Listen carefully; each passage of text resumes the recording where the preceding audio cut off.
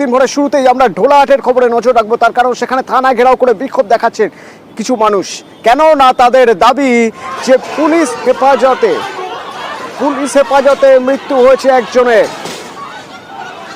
অভিযোগ গুরুতর। পুলিশ হেফাজতে মৃত্যু, জামিন পেয়েছিল, জামিন পাওয়ার পর অসুস্থ হয়ে যাওয়ার পর তাকে হাসপাতালে নিয়ে যাওয়া হয় এবং তারপর সেখানে তার মৃত্যু হয়। পুলিশ হেফাজতে তাকে মারধর করা হয়েছিল, এই অভিযোগ। পুলিশ হেফাজতে মারধর করা হয়েছিল এবং তারপর যখন জামিন পায়, জামিন পাওয়ার পর তাকে হাসপাতালে নিয়ে যাওয়া হয়। আজ কলকাতার একটি হাসপাতালে তার মৃত্যু হয় এবং তারপরেই থানার সামনে মৃতের পরিবার বিক্ষোভ দেখাচ্ছে।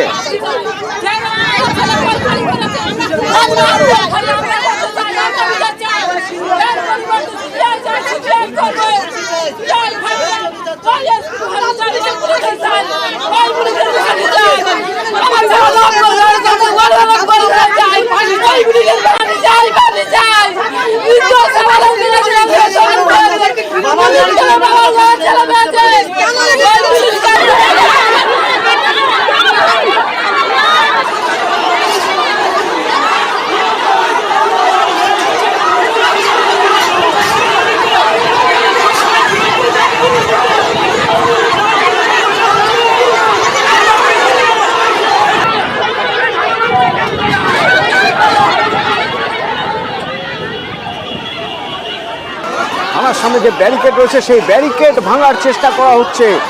ক্ষোভ পরিবারের এবং আশপাশের যারা ছিলেন তাদের মধ্যে একটা ক্ষোভ তৈরি হয়ে গিয়েছে।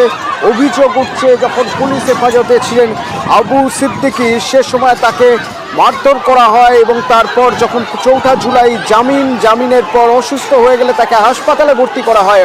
অসুস্থ অবস্থায় হাসপাতালে ভর্তি হওয়ার পর তারপর গতকাল কলকাতার একটি হাসপাতালে তার মৃত্যু হয় এবং আজ সকাল থেকে থানার সামনে বিক্ষোভ।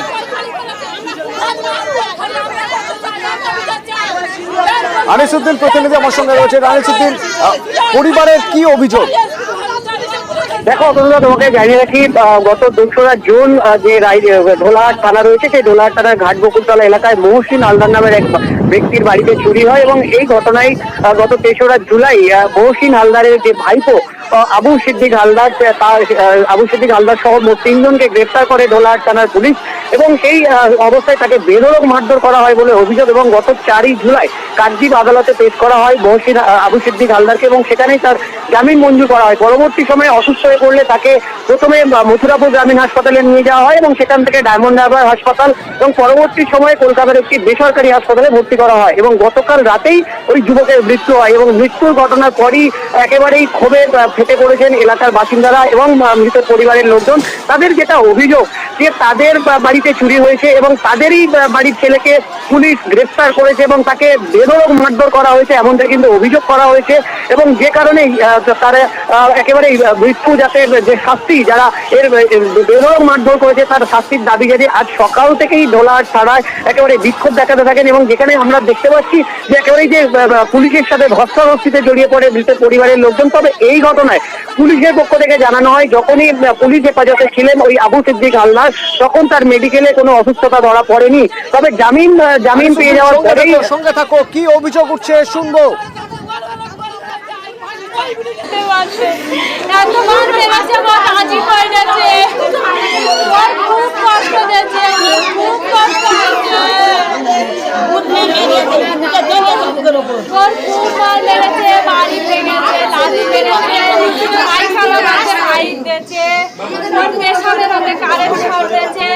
পিঠের ছালে উঠে 3 জন, বুকেও 3 জন উঠে পেটে লেপেছে। বিচার চাই, পুলিশ কেন আমাদের ঘরের বসে রেখে বাচ্চা ঠাঁবে, ফ্রিজের বসে ঢুকে দে, পানি চাইছে বলে ফ্রিজের বসে ঢুকে দে, তার চেপে দিয়ে বসে নেই এবার পানিকে আমাদের সামনে মারতেছে। স্যার গাড়ি উঠতে পারে না, এরকম হাত পা বেঁধে গাড়ির বসে ঠেলা মেরে ফেলে দিয়ে মারতেছে। কিচ্ছু নেই, ওর সব শেষ, ফেটে ফুটে একাকার হয়ে গেছে, ওর দেখার মতো হাল নেই। হ্যাঁ, কথা ভালো করে বলতে পারছে না, তার সত্ত্বে আবার ফিরে পুলিশ পিছিয়ে টানতে চাচ্ছে। আনিসুদ্দিন, অভিযোগ তো পুলিশের বিরুদ্ধে, পুলিশ কি বলছে? একেবারেই আমরা এ বিষয়ে সুন্দরবন পুলিশ জেলার এসপির সঙ্গে কথা বলি। তিনি জানিয়েছেন যে বিষয়টি অভিযোগ আসলেই তারা বিচার বিভাগীয় একেবারে তদন্ত শুরু করবেন। তবে পরিবারের পক্ষ থেকে বারবার যেটা অভিযোগ করা হচ্ছে, যার বাড়িতে চুরি হয়েছে ঘাটবকুলতলা এলাকার বাসিন্দা মহসিন হালদার, তিনি বারবার যেটা অভিযোগ করছেন যে তাদের বাড়িতে চুরি হয়েছে কিন্তু তার ভাইপোকে কেন পুলিশ গ্রেফতার করলো, এ নিয়ে তারা একাধিকবার সরব হয়েছেন এবং গত 3রা জুলাই তাকে গ্রেফতার করা হয়। তারা যখন থানায় যায় তখন দেখেন তাদের যে ভাইপো অর্থাৎ যে মৃত যুবক আবু সিদ্দিক হালদার, তাকে বেধড়ক মারধর করা হয়েছে এবং যখনই 4 জুলাই জামিন পান এরপরেই তারা অসুস্থ অবস্থায় হাসপাতালে ভর্তি করেন এবং গতকাল রাতেই কলকাতার একটি বেসরকারি হাসপাতালে মৃত্যু হয় ওই যুবকের।